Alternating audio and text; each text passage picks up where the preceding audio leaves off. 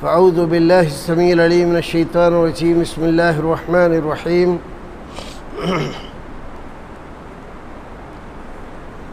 یا بنی اسرائیل اذکروا نعمتی التی انعمت علیکم وانی فضلتکم علی العالمین۔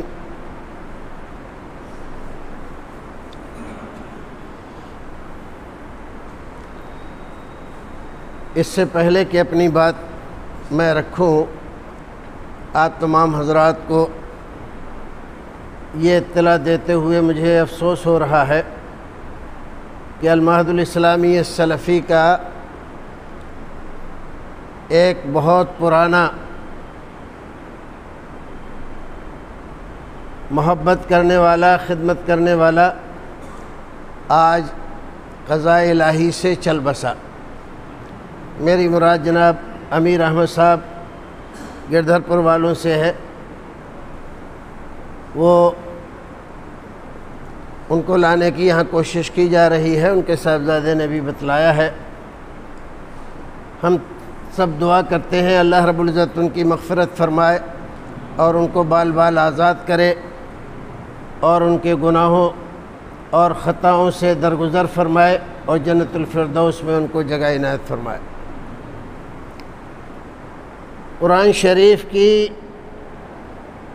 ایک بہت چھوٹی سی آیت کریمہ میں نے آپ کے سامنے رکھی ہے۔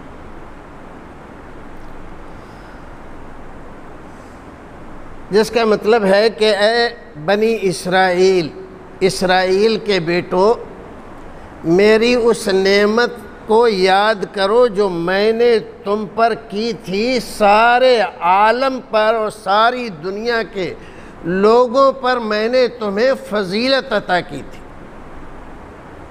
یہ کون کہہ رہا ہے؟ اللہ رب العزت کہہ رہا ہے۔ بنی اسرائیل کون ہے؟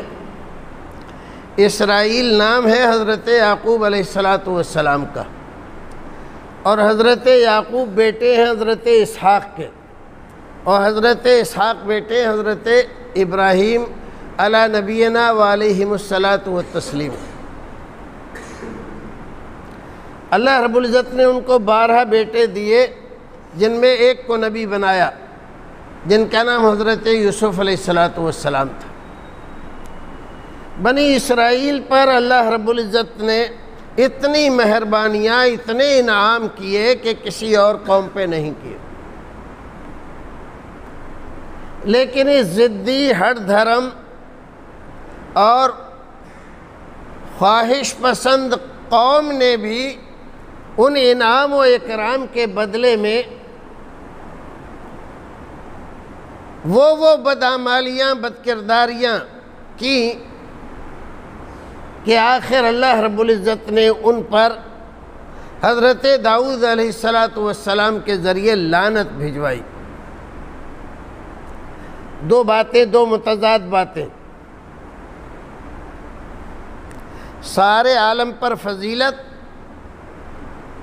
اور پھر نبیوں کی زبان سے ان پر لعنت، دو متضاد باتیں ہیں۔ قرآن شریف میں اگر اس کا جواب ہم تلاش کریں کہ ایسا کیوں ہوا، ایک قوم جس کو سارے عالم پر اللہ نے فضیلت دی، انبیاء کرام نے ان پر لعنتیں کیوں کی، تو قرآن سے پوچھتے ہیں تو قرآن بتاتا ہے کانوا لا یتناہون عن منکر فعلوہ لبئس ما کانوا یفعلون۔ اور بھی بہت سارے اسباب تھے، ان میں بڑا سبب یہ تھا کہ یہ قوم کسی برائی پر لوگوں کو روک ٹوک نہیں کرتی تھی، برائی دیکھتے تھے اور نظر انداز کر دیتے تھے، اور انہی میں جا کر ملتے تھے، انہی کے ساتھ بیٹھتے تھے، انہی کے ساتھ یاری اور دوستی کرتے تھے۔ جبکہ مسلمان کی پہلی ذمہ داری ہے من رأى منکم منکرا فلیغیرہ بیدہ۔ اگر مسلمان کوئی برائی دیکھے اور طاقت ہے ہاتھ سے روکنے کی تو ہاتھ سے اس کو روکے، اتنی طاقت نہیں ہے تو زبان سے اس کو روکنے کی کوشش کرے، منع کرے، سمجھائے، ایسا مت کرو اللہ کا عذاب آئے گا، یہ اللہ رب العزت کو غضبناک کرنے والی بات ہے۔ اگر اتنی بھی طاقت نہ ہو اور آدمی سوچے کہ اگر ہم نے کوئی ایک لفظ بھی زبان سے نکالا تو وہ بلائیں مصیبتیں ہمارے اوپر آئیں گی کہ جن کو ہم برداشت نہیں کر سکیں گے، تو کیا کرے؟ کم سے کم اس کو دل سے برا جانے۔ فَبِقَلْبِهِ وَذَلِكَ عَضَفُ الْإِيمَانِ، مسلم شریف کی روایت ہے، کم سے کم دل سے برا جانے، اور ایمان کا سب سے کمزور اور ضعیف درجہ یہی ہے۔ کیا؟ کہ دل سے برا جانتا ہے، زبان سے کہہ نہیں سکتا، ہاتھ سے روک نہیں سکتا، اتنا کمزور مسلمان ہے۔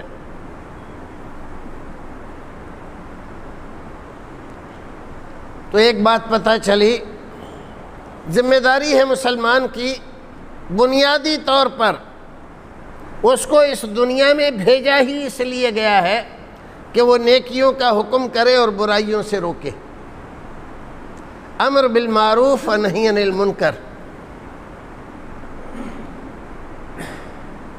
قرآن شریف میں اللہ رب العزت نے ہمیں بھی، جیسے بنی اسرائیل کو فضیلتیں دی تھیں، ہمیں بھی فضیلت دیتے ہوئے فرمایا کنتم خیر امت اخرجت للناس تأمرون بالمعروف وتنہون عن المنکر وتؤمنون باللہ۔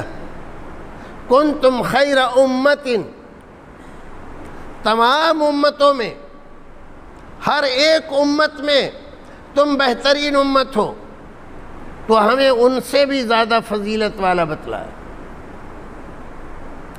لیکن جو شرط لگائی اس فضیلت، اس درجے اور مرتبے کی، وہ کیا ہے؟ تأمرون بالمعروف وتنہون عن المنکر۔ اگر تم یہ دو کام کرتے ہو، بھلائی کا حکم کرتے ہو، برائی سے روکتے ہو، تو تم تمام لوگوں میں سب سے زیادہ افضل ہو۔ آج کے زمانے میں ہمارے سماج میں کوئی چیز دیکھو تو کم نہیں ہوئی ہے۔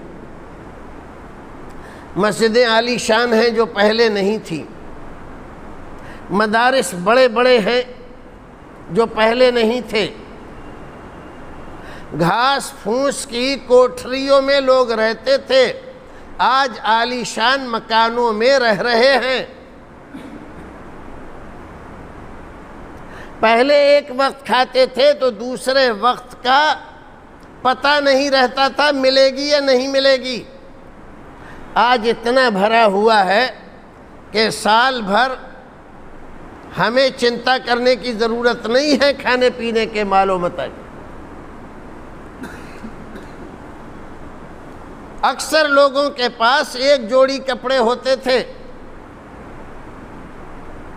جب دھوتے تھے تو چھپ کر رہتے تھے، کیونکہ ان کے پاس دوسرے جوڑی کپڑے نہیں ہوتے تھے۔ آج ہماری سوٹ کیس، ہمارے صندوق اور ہمارے بیگ کپڑوں سے بھرے ہوئے ہیں۔ عید کے موقع پر بھی لوگ اپنے بچوں کو 4 آنے 8 آنے دے کر یوں سمجھتے تھے کہ ہم نے بہت زیادہ اپنے بچے کو عیدی دے دی۔ آج کسی کے بھی گھر کا بچہ 4 آنے 8 آنے لینے پر راضی نہیں۔ میں اپنے گھر کی بتاتا ہوں، میرے چھوٹے بچے، پوتے پوتیاں، نواسے نواسیاں 4 آنے 8 آنے دو تو پھینک کر چلے جاتے ہیں۔ جبکہ ہم نے اپنے بچپن میں 98 اور 1 روپیہ عید میں بھی شاید پایا ہو۔ یہ حال تھا غربت کا، اور یہ حال ہے مالداری کا۔ شاندار مسجدیں، شاندار بلڈنگیں، شاندار مدرسے اور شاندار لباس، ہر چیز ہماری شاندار، لیکن ایمان ہمارا سب سے کمزور، عمل ہمارا سب سے پیچھے، کردار ہمارا سب سے گھٹیا۔ جس چیز کی سب سے زیادہ ضرورت تھی وہ گھٹیا ہے، اور جس چیز کی کوئی خاص ضرورت نہیں ہے اس میں دن و رات فکر میں ہم لگے ہوئے۔ یہ صورتحال ہے ہماری۔ تو اللہ رب العزت نے کہا تم تمام امتوں سے بہتر امت ہو اگر تم امر بالمعروف اور نہی عن المنکر کرتے ہو۔ بات سمجھ میں آئی؟ فضیلت کا درجے اور مرتبے کا ذریعہ، سبب، مقصد کیا ہے؟ امر بالمعروف اور نہی عن المنکر۔ یہ مسجدیں کس لیے ہیں؟ امر بالمعروف اور نہی عن المنکر کے لیے۔ یہاں سے، اس کے منبر سے بھلائیوں کی طرف اکسایا جائے گا، برائیوں پر ٹوکا جائے گا، لعن طعن کی جائے گی، لوگوں کو سمجھایا جائے گا برائیوں سے دور رہیں۔ یہ مدارس کس لیے ہیں؟ یہاں پر یہ اتنے زیادہ اساتذہ کیوں رہتے ہیں؟ اتنے سارے انتظامات، اتنے سارے پنکھے۔ ہم پڑھتے تھے اپنے بچپن میں، یہاں اتنی گرمی نہیں پڑتی جتنی دلی میں گرمی پڑتی ہے۔ ہمارے ناظم صاحب کا آرڈر یہ تھا کہ اذان کے 5 منٹ بعد پنکھا کھولا جائے گا۔ 15 منٹ بعد جماعت کھڑی ہوتی تھی تو 5 منٹ بعد پنکھا کھولا جاتا تھا، اور نماز پڑھنے کے 5 منٹ بعد بند کر دیا جاتا تھا۔ بس کسی وقت پنکھا چلانے کی اجازت نہیں تھی۔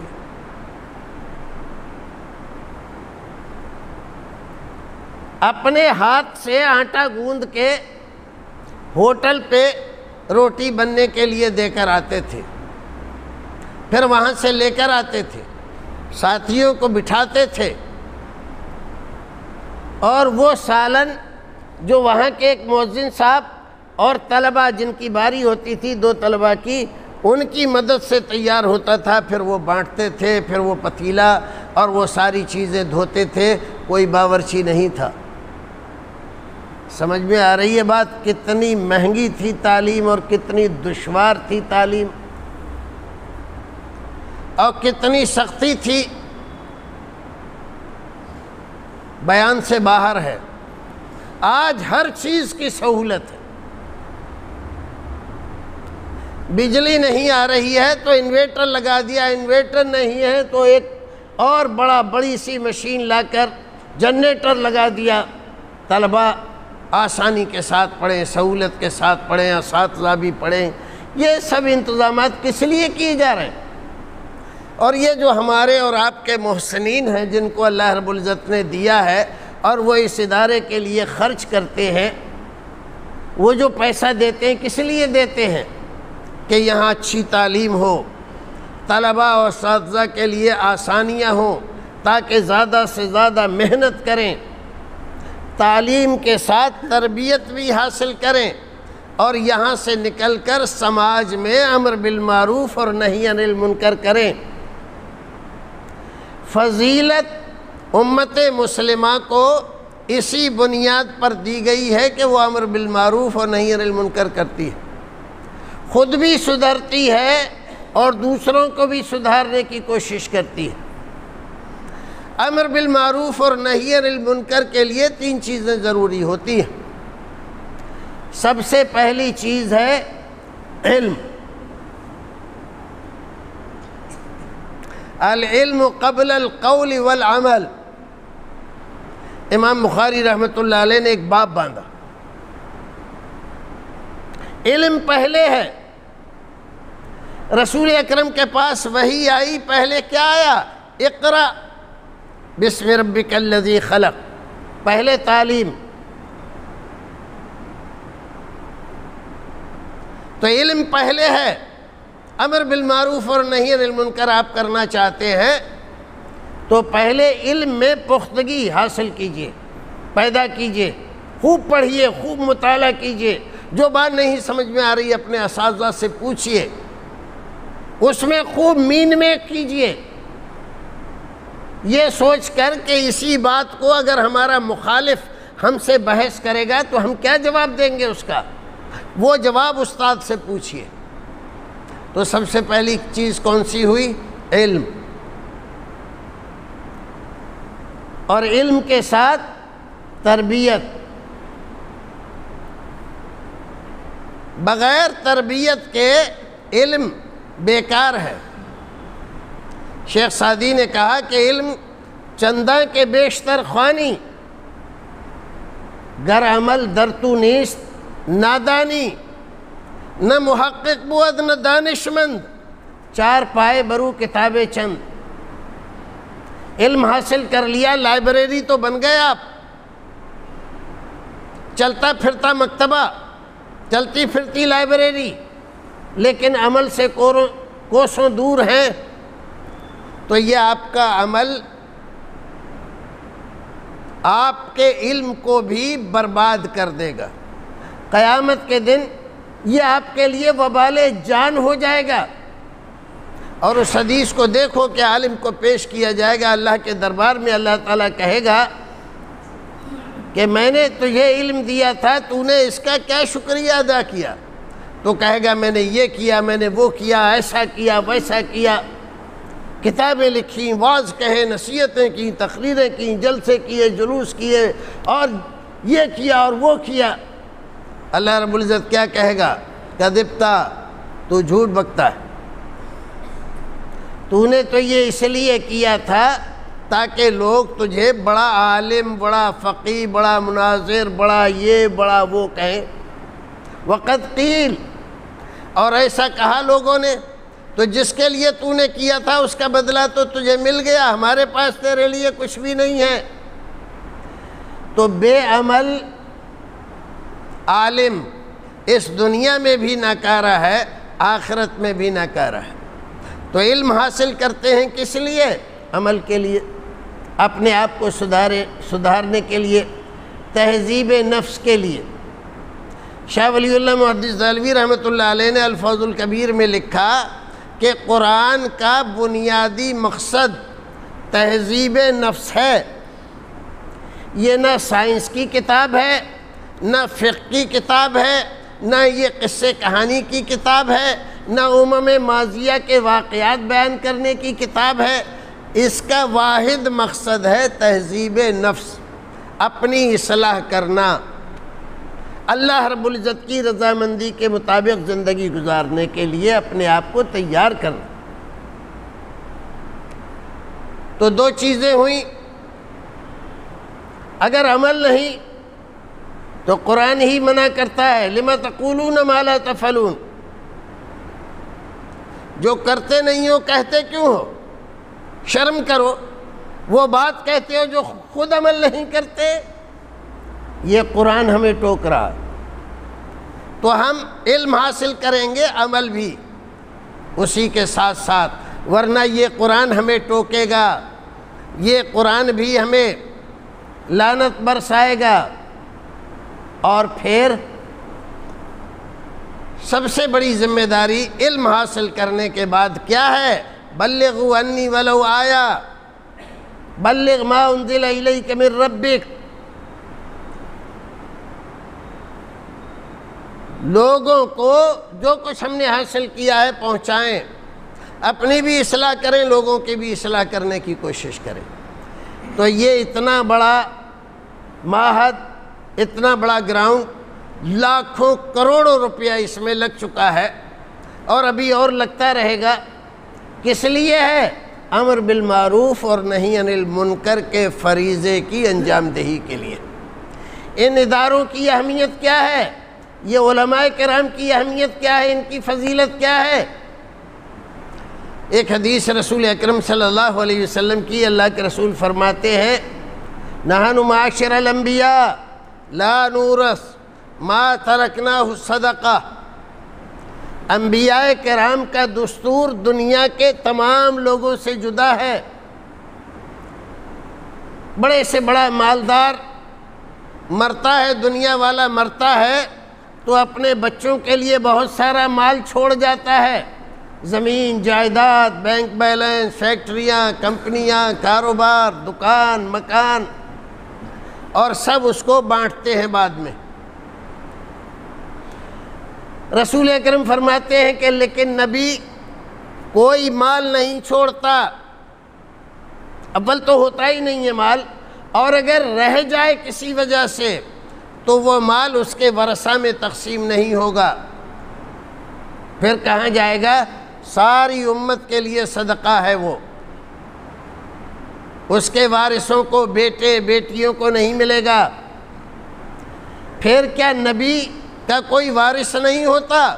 ہوتے ہیں۔ کون ہوتے ہیں؟ فرمایا العلماء ورثۃ الانبیاء، علماء یہ نبیوں کے وارث ہیں، اور ان سے بہتر اور اچھی وراثت کسی کو نہیں ملتی۔ تو نبی کے درجے اور مرتبے دیکھو، تو جب نبی کے درجے اور مرتبے اتنے ہیں کہ اتنے کسی کے بھی نہیں ہیں، تو وارثوں کے درجے بھی امت میں اتنے ہیں کہ کسی کے نہیں ہیں۔ عالم سے اگر وہ باعمل ہے تو اس سے بڑھ کر امت کا تہجد گزار نہیں ہوتا، اگر جاہل ہے۔ لمبی لمبی تسبیحیں بھانجنے والا، صبح سے شام تک ایک ٹانگ پر کھڑے ہو کر نوافل پڑھنے والا، عالم سے افضل نہیں ہوتا، عالم سب سے افضل ہوتا ہے۔ اسی لیے تو سمندر کی مچھلیاں اس کے لیے دعا کرتی ہیں، زمین پر رینگنے والی چیونٹیاں اس کے لیے دعا کرتی ہیں، فرشتے جو اللہ کی سب سے بہتر مخلوق ہیں، طالب علم کے پیروں نیچے اپنے پر بچھاتے ہیں۔ فضیلت اور درجہ تو دیکھو کتنا بڑا ہے۔ اس درجے، اس مرتبے اور اس فضیلت کو حاصل کرنے کے لیے آپ یہاں پر ہو تو اپنے آپ کو اس لائق بنانے کی کوشش کرو کہ ہم ایسے بنیں کہ سمندر کی مچھلیاں ہمارے لیے دعا کریں، چیونٹیاں اپنے بلوں میں دعا کریں، اور فرشتے اپنے پر ہمارے پیروں کے نیچے بچھائیں۔ یہ درجہ اور مرتبہ کم ہے؟ ساری دنیا مل کر بھی ہمیں گالیاں دے، برا بھلا کہے، تو ساری دنیا کے منہ پر خاک۔ اس فضیلت اور درجے کو اگر دنیا والے جان جائیں، سمجھ جائیں، تو تلوار لے کر ہم سے چھیننے کی کوشش کریں گے، لیکن وہ جانتے نہیں ہیں اس درجے اور مرتبے کو، حاصل نہیں کر سکتے۔ بات مختصر کرتے ہیں، کہنے کا مقصد یہ ہے کہ آپ کا درجہ بہت بڑا ہے، آپ کا مرتبہ بہت بڑا ہے، لیکن آپ کی ذمہ داری بھی بہت بڑی ہے، اور اس ذمہ داری کے لیے تیاری کرنا، اپنے آپ کو تیار کرنا۔ ہمارا علم اچھا ہونا چاہیے، زبان ہماری اچھی ہونی چاہیے، قلم ہمارا اچھا ہونا چاہیے، ہم بات کہیں تو آدمی کے دل میں اثر ہو، لکھیں تو آدمی کے پڑھنے والے کے زبان سے واہ نکل جائے۔ لیکن یہ صرف تمنا اور آرزو سے پیدا نہیں ہوگا، یہ محنت اور کوشش سے پیدا ہوگا۔ از پہ علم باید گداخت کہ بے علم نتواں خدا را شناخت۔ علم حاصل کرنے کے لیے اپنے آپ کو بالکل گھلا دینا چاہیے، شمع کی طرح۔ کیوں؟ اس لیے کہ جو علم حاصل نہیں کرتا وہ حقیقت میں اللہ رب العزت کو نہیں پہچان سکتا۔ اسی لیے اللہ تعالیٰ نے کہا انما یخشی اللہ من عبادہ العلماء، حقیقت میں اللہ سے ڈرنے والے وہ لوگ ہیں جو علماء ہیں۔ علماء ہے، اور اگر آپ دیکھیں کہ نام عالم ہے اور فلاں جگہ سے فاضل ہے اور اللہ سے ڈرتا نہیں ہے، تو کچھ اور محنت کرنے کی ضرورت نہیں ہے کہ اس کو کیا کہیں۔ سیدھا سیدھا یہ ہے کہ یہ وہ عالم نہیں ہے جو ہونا چاہیے، جس کی فضیلت ذکر کی گئی۔ اللہ رب العزت ہمیں اور آپ کو نیک عمل کرنے کی توفیق عطا فرمائے، ہماری محنتوں اور کوششوں کو قبول فرمائے، ہمارے اساتذہ کی صحت کو، تندرستی کو اللہ تعالیٰ برقرار رکھے، اور ہمارے ان محسنین کو جو اس ادارے کو پروان چڑھانے کے لیے محنتیں اور کوششیں کرتے ہیں، پروردگار ان کی کوششوں کو برابر کرے، مال و اولاد میں ان کے برکت عطا فرمائے، اور ان کی تمام جائز تمناؤں کو پروردگار شرف قبولیت سے نوازے۔ اور جو لوگ بھی یہاں پر پڑھ رہے ہیں، علم حاصل کر رہے ہیں، پروردگار ان بچوں کو اپنے حقیقی علم سے نواز کر، دین کا علم دے کر، تہذیب نفس سکھا کر، تزکیہ نفس میں ان کو یکتا اور طاق بنا کر پروردگار ہماری امت کو زیادہ سے زیادہ ان سے فائدہ پہنچائے۔ اللہ رب العزت ہمیں اور آپ کو نیک عمل کرنے کی توفیق عطا فرمائے۔ وآخر دعوانا الحمدللہ رب العالمین۔